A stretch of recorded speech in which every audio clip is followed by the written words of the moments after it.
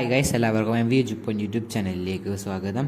ചാനലിലേക്ക് പുതിയ വന്ന ഏതെങ്കിലും കൂട്ടുകാരുണ്ടെങ്കിൽ ചാനൽ സബ്സ്ക്രൈബ് ചെയ്യാം, തൊട്ടടുത്തുള്ള ബെല്ലൈക്കൺ എനേബിൾ ചെയ്യാനും മറക്കല്ലേ. വീഡിയോ ഇഷ്ടപ്പെട്ടാൽ തീർച്ചയായും ലൈക്ക് ചെയ്യുക, ഷെയർ ചെയ്യുക. സംസ്ഥാനത്ത് ചൊവ്വാഴ്ച വരെ കനത്ത മഴയ്ക്ക് സാധ്യത.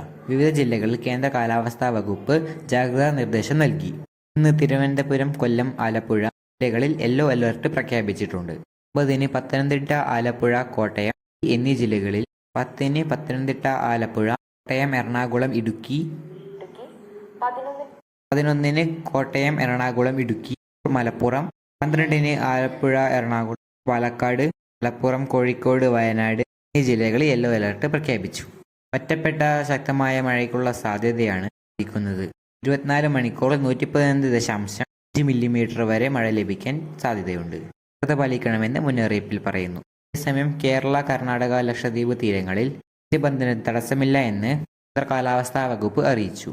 3 മണിക്കൂറിൽ കേരളത്തിലെയും എറണാകുളം, ഇടുക്കി എന്നീ ജില്ലകളിൽ ഒറ്റപ്പെട്ട മഴയ്ക്ക്, ചില സ്ഥലങ്ങളിൽ ഇടിമിന്നലോട് കൂടിയ മഴയ്ക്കും കാറ്റ് 40 കിലോമീറ്റർ വരെ വേഗതയിൽ വീശുമെന്നും കാലാവസ്ഥാ വകുപ്പ് അറിയിച്ചു.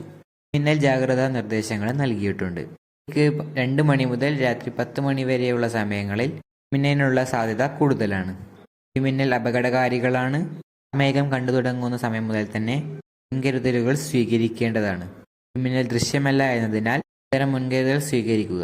ഇടിമിന്നലിന്റെ ആദ്യ ലക്ഷണം കണ്ടുകഴിഞ്ഞാൽ സുരക്ഷിതമായ കെട്ടിടത്തിനുള്ളിൽ തുറസായ സ്ഥലങ്ങളിൽ തുടരുന്ന ഇടിമിന്നലേൽക്കാൻ വളരെ കൂടുതലാണ്.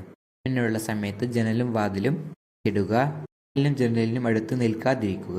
ഗൃഹോപകരണങ്ങളെ വൈദ്യുതി ബന്ധം വിച്ഛേദിക്കുക.